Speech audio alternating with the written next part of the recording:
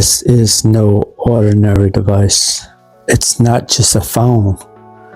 It's a portal to my world, my chaos, some of my craziest secrets. This is no ordinary device. It's not just a phone.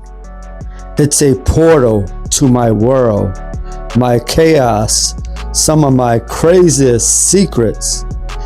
Every swipe, every app tells a story. Some people may envy, some people may judge.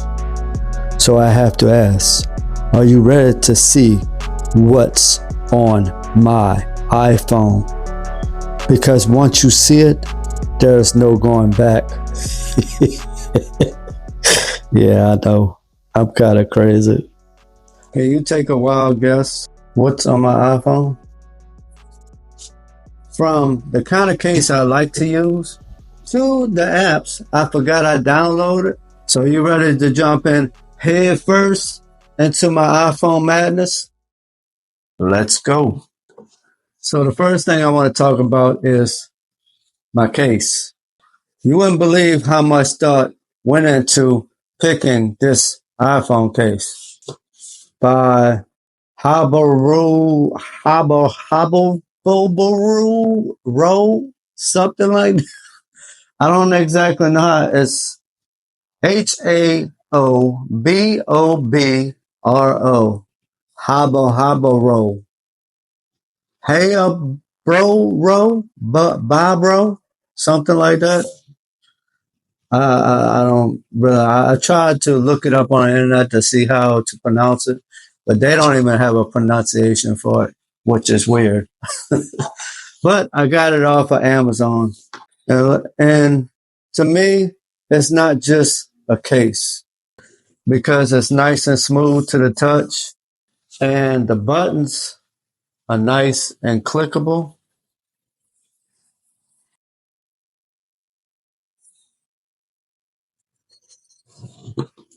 They have these raised up buttons that's actually, I would say plastic, but they feel really nice in the hand.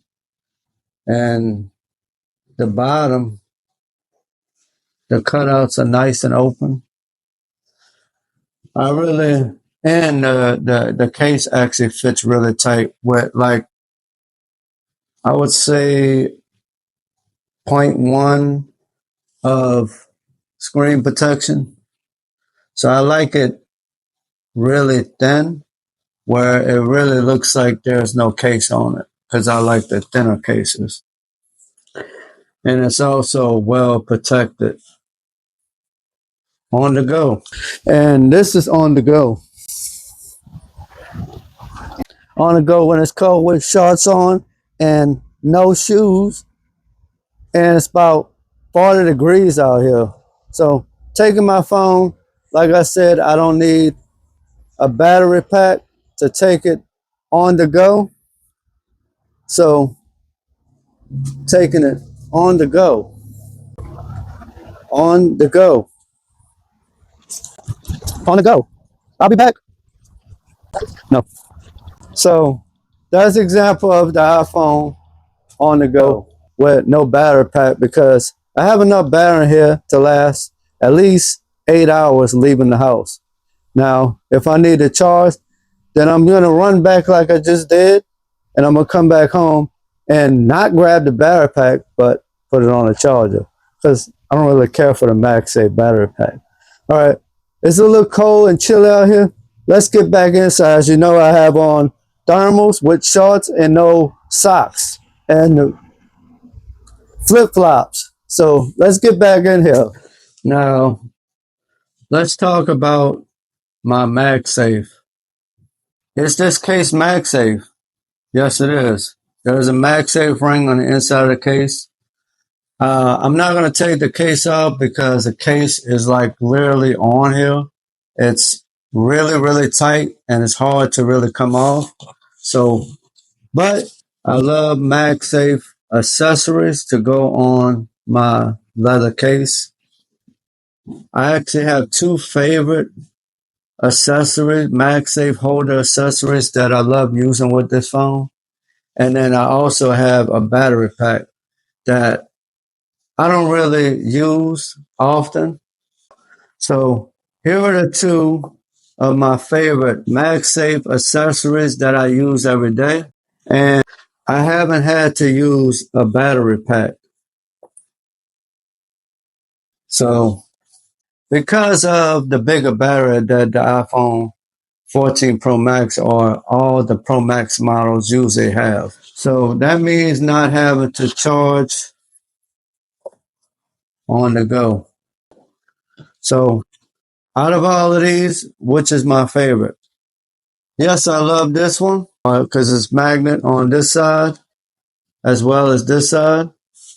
So I love it for that. Also using it as a stand. Well, oopsie daisy. Also using it as a stand this way or this way when watching content, which is gravy for that. But this one is my favorite. Oh yeah. It's nice and plastic. I also have a video on my channel with all of these MagSafe accessories if you want to go check it out. But this one's plastic, real light, real easy to use. My favorite one is a little cushy on it on this one.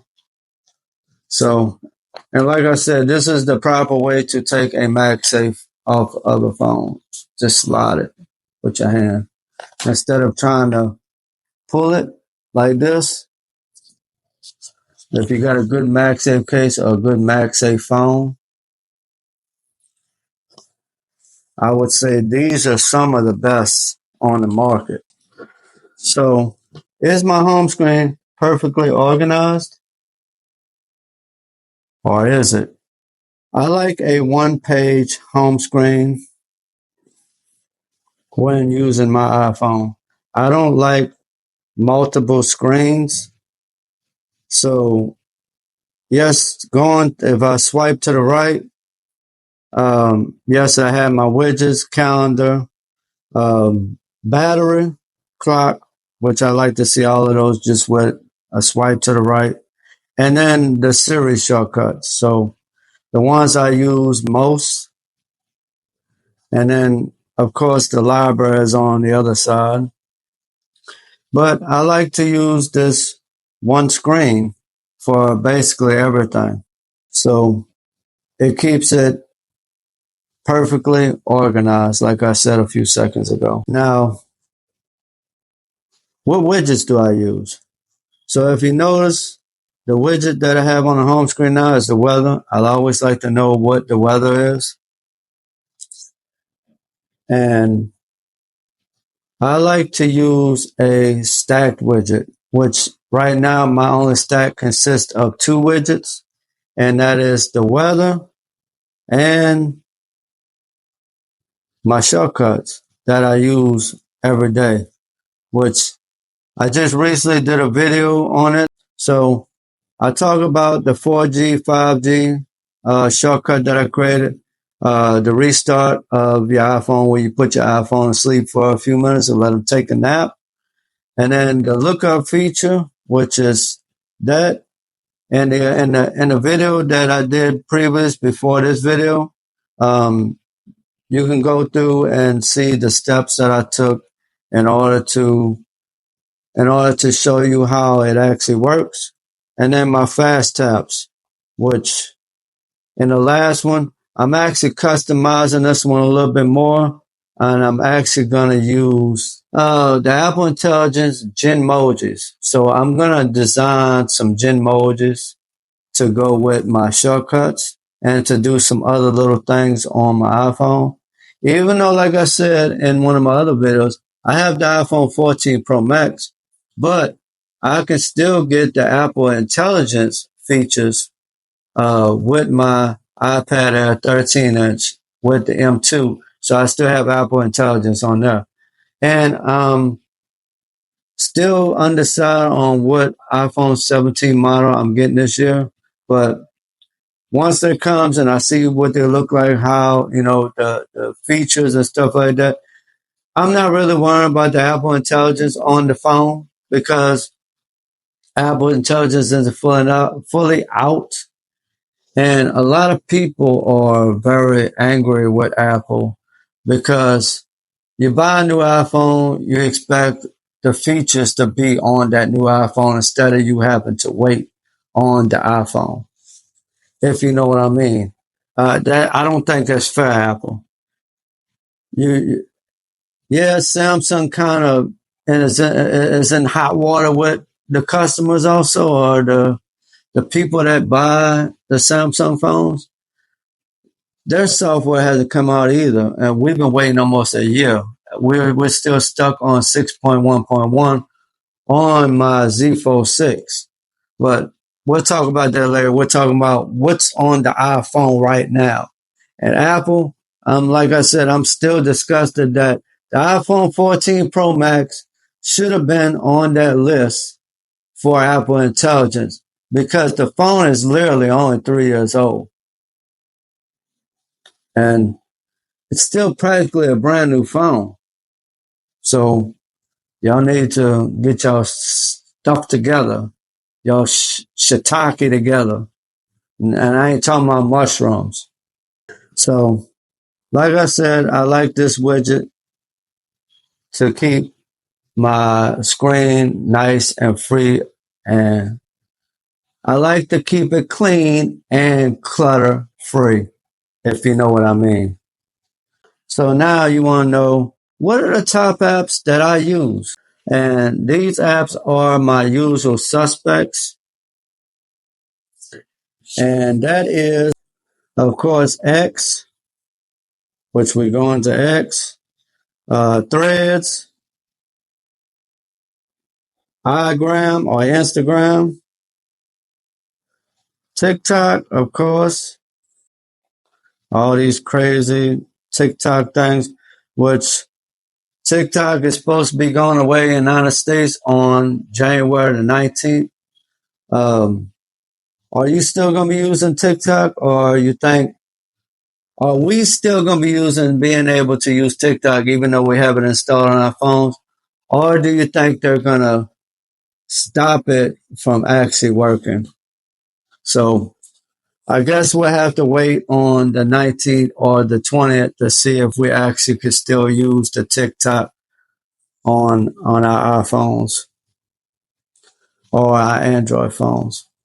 And of course, the next one that I use a lot is, of course, my YouTube apps, which is TubeBuddy, YouTube Studio, YouTube, of course, Facebook every once in a while. I don't really care for Facebook like that. Um, and of course, the mail app, the camera app.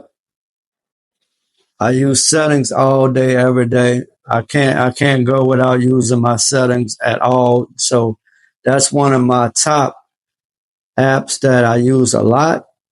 And of course, checking the App Store from day to day, using Safari from day to day. And of course, photos. And then, iMessage like that. But that's all my top apps. Now, what's hidden besides my top apps? Besides my top apps, what other apps do I have that are hidden? And those are some very questionable apps that I kind of use on a daily basis, some that I don't use on a daily basis, but we're going to go into it. So my first folder is a shopping folder. As you see, I have my receipt apps, which is Receipt Hog, Fetch, Receipt Pal, Eureka, Frisbee, Copper, and then I have my Cash App, Amazon to go shopping, which I use a lot of Amazon. a grocery store that I go to, Mickey D's, of course, PayPal, every blue moon. I just collect some money on PayPal from different apps. Of course, Walmart. I use the scanner a lot, or I can type the barcode in or whatever, like that. But of course, Apple Music every blue moon. But of course, I prefer YouTube Music. So it's all my YouTube music, all my playlists that I created. And then I have the extras folder, which is a whole bunch of, like I said, extra things that I don't use on a daily basis, uh, which is Mr. Nova TV. And this is basically view stats from Mr. Beast, Pinterest, VidQ, vidIQ. I don't hardly ever use those, not often. The Gmail every once in a while. I like the Apple Mail more.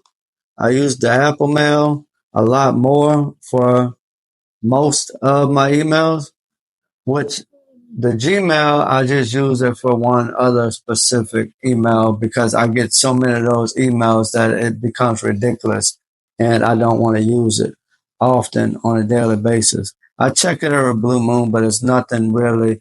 It's all those bloated emails and then I have cord cutters news, which I showed this in a past, which cord cutters pretty much let you know about any streaming things or anything new that's coming out on Amazon or shopping. So I kind of go in here to see or like promotions with streaming services. So I find it on there. And then T Life app, like I mentioned in my last T-Mobile video, hopefully they made up their mind and finally put everything that they wanted to in one one T-Mobile app. So I mean, I'm still kind of irritated with the app, but it is what it is. And then of course, phone. Which do you make phone calls on a daily basis or on an hourly basis or a daily basis? Because I don't ever use the phone anymore. Like talking about it, I pretty much just use text messages more than anything else, or like messaging or DMs on social media. But I don't really use the phone like talking about it. And then you got Google, which Google is Google, and then Blue Sky. I haven't been using Blue Sky a lot lately. I don't really get that much traffic on Blue Sky, so I haven't been using it lately, but I have it there in case I decide I want to use it. Then I have LinkedIn, and then I have the Jeep app for my Jeep when I have to access certain things or controls on there to get my car, whatever. And then I have just some random apps that I use. Calculator, voice memos, feedback, because I do iOS betas. I try them out. I want to see the new features that come out when they do come out. And then I have Google Photos, Croc, Shortcuts, Notes, channel dashboard for YouTube. That way I can go to the website of YouTube Studio straight from my phone. And I have the app when I just want to go and look and see how my viewage is or how my monetization is going and stuff like that. So, and then the photo app, I have CapCut, Canva, MockView, Split Crop, TB, and LocalSend. LocalSend is my favorite AirDrop app because for some reason, ever since iOS 18 come out, the the AirDrop feature has really been tripping. So it takes a while for it to transfer from one Apple device to the next Apple device. And it gets annoying. I've been on this local sim for about a year now, and I actually really like it. It works really, really well. And it transfers very fast. Even even I gotta say a 10 or 15-minute video, it goes by just like that. You know what I'm saying? So and it gives you different weird names for each one of the devices. Like right now for my iPhone, it's called Neat Strawberry. And then my my iPad has a different name like Beautiful Unicorn or something like that. So it gives weird names, but it's pretty cool. That's all of my folders.